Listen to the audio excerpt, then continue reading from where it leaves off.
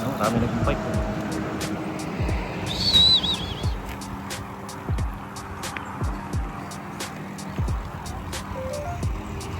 Wow, pwede pala umakyat doon. Nakakatawa oh.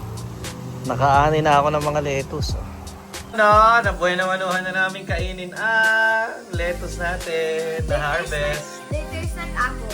Na all natural yan. Ito yung masarap kapag pang umaga, lalo na pag ganitong summer. Ngayon ko lang ito naranasan.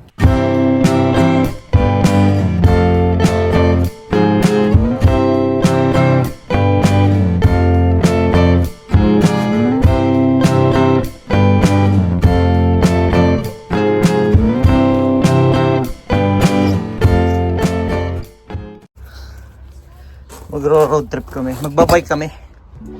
Hintay kami ng hintay na lumamig. Ay mukhang walang pag-asa nung oras na. Mag-alas 7:30 na. Hindi naman nalalamig eh. Kasi tingnan nyo naman oh. 7:30 na pero ang araw. Tirik na tirik pa rin oh. Yan. So magbabike kami kasi. At baka hindi na sobrang sakit sa balat. Naman eh. Si Johan eh. Naka pink bike.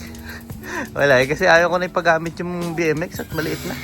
Why do women's bikes get more comfortable seating? Hindi. Nagkataon lang. Inilipat ko lang yung upuan na yun dyan. Ang alam ko. Doon tayo sa komportable siya. Malakas ang preno. Maayos. May may cambio. Kaya sabi ko yun nalang gamitin niya. Kahit pang babae. Pang kay mama yan eh. Sabihan ko eh. Tawid lang kami dito. Tapos ikutin namin yung neighborhood na yan. Our favorite Pagtawid namin dito, diretso na to. Wala nang kanto-kanto. Yan. Hindi ko alam eh kung gaano kalayo to. Kung gaano kahaba. Patingin ko medyo solve kami dito. Medyo mahaba-haba ito. Halos dalawang to eh. Dalawang community itong iikutin namin eh. Mga kasama ko, ira. Sakay na sila. Sakay na tayo. Ayan. Exit ng Stony na yan. Dulo na yan. Kaliwa na tayo dito. Bababa na tayo dito sa pathway. Yun.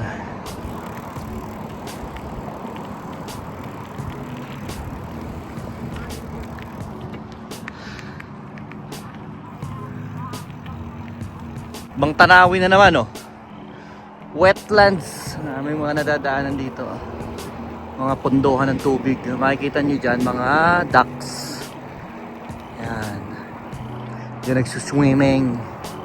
Mga ibon. Yan. Marami dyan. Likuran to ng neighborhood ng Copperfield. Iniikot natin yung buong Copperfield. Biking. First time namin to. Tagal ko na nakikita may mga nagra-rides dito tsaka naglalakad. Mahaba-haba rin kasi pag binabagtas ko yung Stony Trail, nakikita ko may mga naglalakad dito. Sabi, parang magandang puntahan. Yun nga lang, pangit puntahan kung maaga pa at masakit yung araw kasi ngayon nga, mag-alas 8 na. Medyo masakit pa rin eh. So, idea lang siya pag mga maagang-maaga siguro tsaka yung ganitong paggabi na. Yun oh. Mag-8 na. Ang init pa rin. Itong trail na to, nakikita ko wala talagang puno.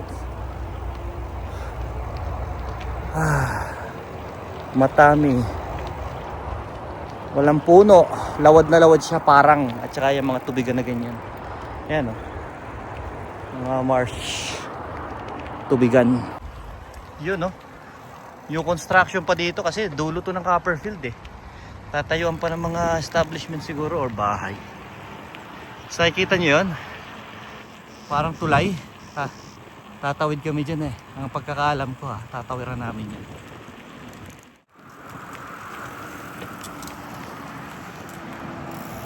Ayan o, marami nag-bike.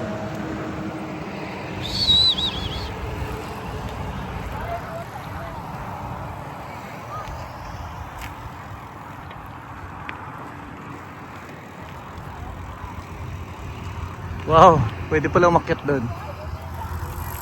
Okay din nga doon, ano? Mag-uphill ka doon, tapos dito ka mababa, oh. Exciting.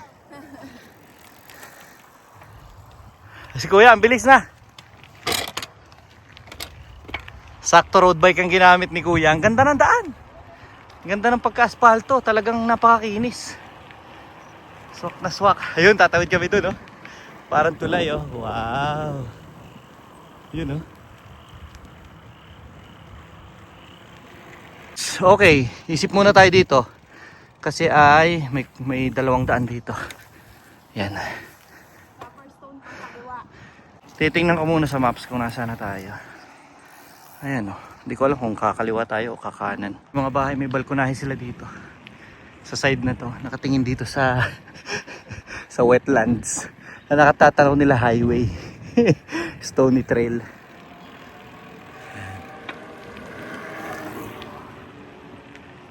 Stony Trail ang natatanaw nila. Ano na ba to? Copperstone.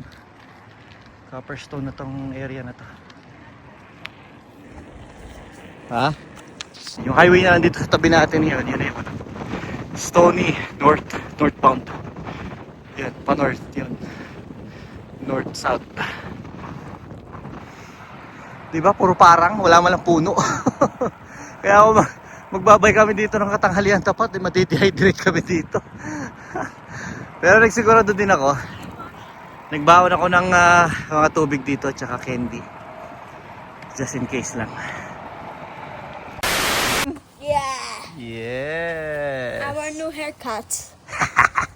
Nagupitan na naman ang aming pambansang barbero. Iyan, no? Kalibre na naman ang magkano. Tipid na naman. Eh di bukas, pag nagpunta kami sa Stampede, may pambili na kami ng pagkain. But mommy doesn't have. Kasi 3 kaming ginupitan. Magkano yun, di ba? Na-save namin. Nakalimutan ko kung anong type ng lettuce ba itong nabili namin na pananim na to. Nakakatuwa kasi ilang puno kasi yan eh. Yan o. 2, 4, 6, 6 lang siya na binili namin. Eh kagaganda na oh. So balak namin, bukas siguro aanihin namin. Para maputol yan. Magkakaroon din ngayon ng space para doon sa pechay. Kasi pansin ko hindi gumaganda yung pechay namin oh. Pangit eh yung bok choy. Hindi gumaganda at saka may sumisira ng dahon oh. So siguro pag natanggal ko to, may space out ko na maganda yung ibang pechay. Ewan ko, yun nga lang magagalaw pa sila ulit. Pero bahala na. So ang importante matanggal namin to at nakakatuwa eh. Lalagay na lang muna namin sa ref pag nahugasan yung mga dahon. Iyon, susubukan namin kainin kung anong klase yan. Para kasing last time tinesting ko, parang makunat. Tinesting ko to last time eh, parang medyo makunat sa ako siya. Tapos ito yung kamatis namin. Ang dami ko na nakuha dito sa kamatis na to. Pero talagang hindi siya makarecover na maganda. Ayan o, naninilaw talaga. Ay, sayang. Napakadami pa naman yung bunga. Nakakatawa oh. Nakaani na ako ng mga lettuce oh. Pero sobrang dami naman kung aanihin ko lahat. Baka masira lang sa ref. Kaya inunti-unti ko na lang. Inuuna kong tanggalin yung mga naitanim ko na may kakambal or 2 puno sa isang ano, yung kagaya nun. Tapos yung iba, binawasan ko lang ng dahon. Baka lalong masayang eh. Ngayon research ko, sabi, pag tiniran mo ng konting dahon, sisibol pa naman daw ulit yan. So, unti-untiin ko na lang. Hindi ko na lang bibiglain. So ngayon siguro pag binawasan ko to, gaganda-ganda na rin yung mga katabing mga pechay. Kasi hindi gumaganda yung pechay. Ayan oh. Sa maghapong init, talagang tuyong-tuyo agad sila. Kaya kailangan madiligan din tuwing hapon. Ayan.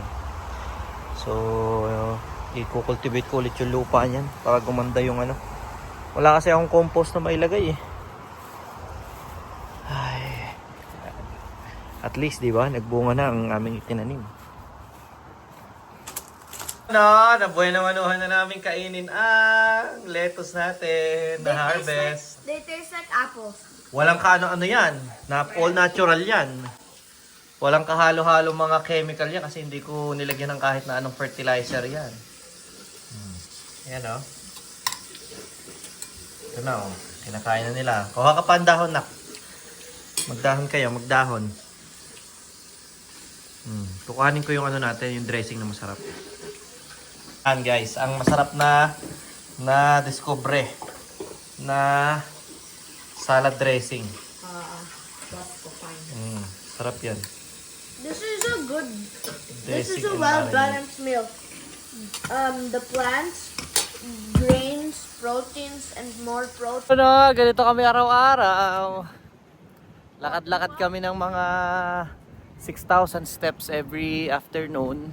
Hindi pala, evening. Evening na pala. O, dyan tayo dumaan. Dito na? Tapos diretso kami ng Sobeys. Diretso daw tayo, babe. Bili ng groceries. Sa labas, dito na tayo?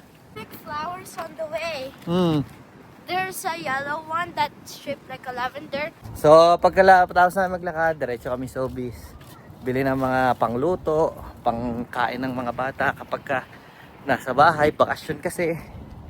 Mahirap pag walang pagkain doon. Kailangan lagi meron silang maluluto at mamimerienda.